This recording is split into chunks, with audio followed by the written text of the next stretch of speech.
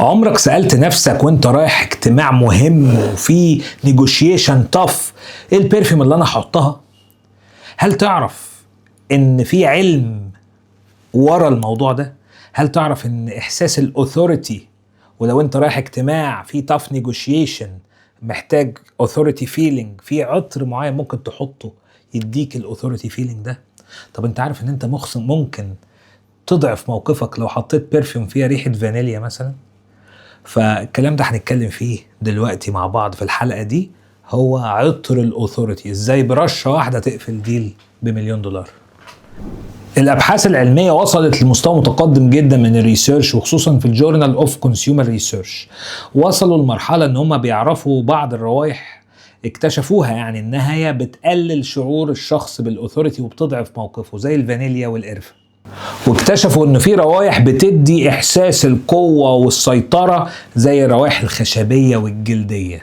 فلو عندك اجتماع مهم ومصيري، ابعد عن السكريات والفانيليا وخليك في الروائح الخشبية الجلدية الباردة. والفيتيفر كمان اثبتوا ان هو بيدي نوع من انواع الاوثوريتي. عامة انا هنا هرشح لكم 10 عطور من اللي انا شخصيا بحبهم في الاجتماعات، ولما بقى لابس بدلة ومتشيك ورايح اجتماع في تفاوض او في خناقة بحطهم.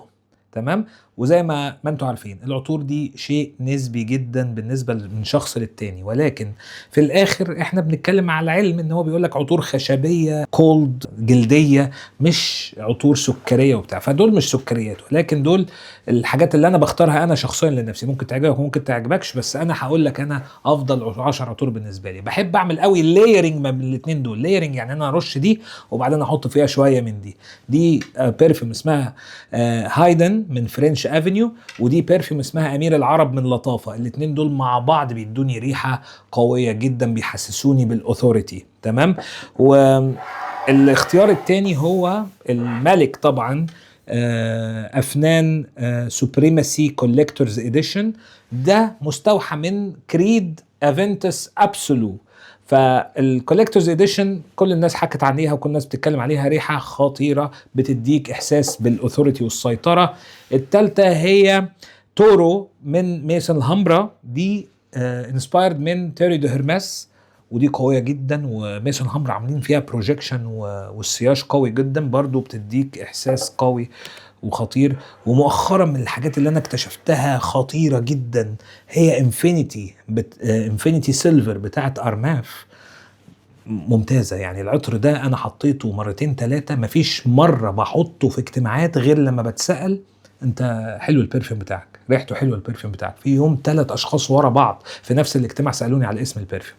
فده ارماف انفينيتي سيلفر، وده انسبايرد فيرجن من عطر اساسا بقى اند اوف لايف اللي هو لاهوم التيم بتاع ايف سان لوران.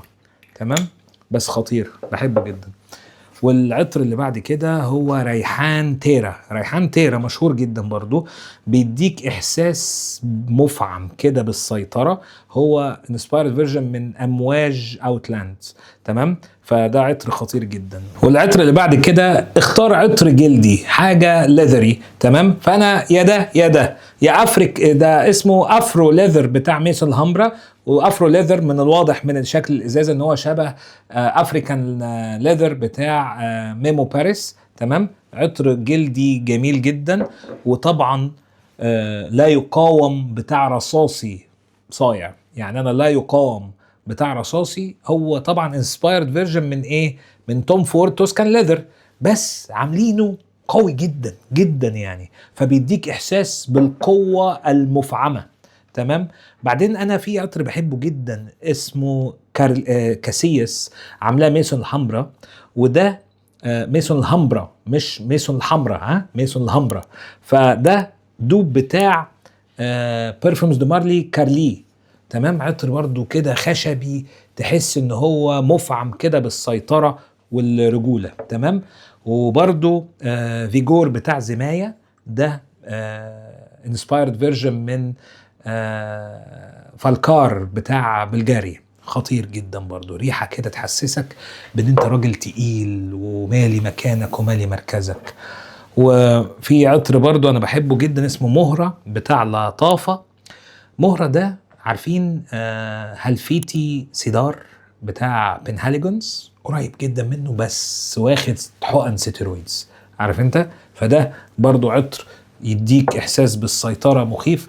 واخيرا وليس اخيرا، واحد من افضل العطور اللي انا بحبها شخصيا جدا في الميتينجز، خصوصا لو انا رايح ميتينج عايز اوري ان انا راجل تقيل وفي نفس الوقت صارم في النيجوشيشنز بتاعتي، بس فاتح الباب للتفاوض، اللي هو ايه؟ اللي هو نوار بتاع الماجد للعود، وده براند سعودي. نوار يعني ما اقدرش اقول انه شبه حاجه لانه هو خاص جدا بالماجد للعود، والماجد للعود شركه من الشركات اللي اتاسست سنه 56 وعاملين العطر ده تحفه. يعني ده اكتر عطر انا بحبه في رينج الماجد للعود، مع احترامي طبعا لكل العطور اللي هما بيعملوها، بس نوار ده ممتاز. وعلى فكره في بعض السيدات اكتشفت ان هم بيستخدموه، يعني هو يونيسكس. ف نوار من الماجد العود بيديك احساس بكده بحته فوق كده، تمام، وانت رايح الاجتماع بتاعك. فدي العطور اللي انا بحبها في الاجتماعات، ولما ابقى لابس فورمال، ولما ابقى رايح اتفاوض. وما تنساش ما تحطش حاجات سكريه، ما تحطش حاجات فيها فانيلا، ما تحطش حاجات اللي هي تضعف موقفك. وبعدين في قاعده تانية مهمه جدا، بغض النظر عن الابحاث والعلم والكلام ده، اكتشفوا برضو حاجه مهمه. اكتشفوا ان انت لما تحط العطر اللي انت بتحبه بيزداد ثقتك بنفسك، تمام؟ فما ترغمش نفسك على عطر انت مش حابه. حابب حاجه من دول استخدمها، مش حاببها ما تستخدمهاش. يعني اهم حاجه واهم قاعده تبقى فاكرها، استخدم عطر انت بتحبه عشان تعزز ثقتك بنفسك. وما تنساش لبسك الكويس، مظهرك ونظافتك الشخصية أهم من العطر، بس العطر بيديك 5-10% اللي في الآخر دول. كان معاكم فايق، وده برنامجكم سنت مايند. متنسوناش من اللايك والسبسكرايب والشير، وإن شاء الله نشوفكم على خير الحلقة الجاية.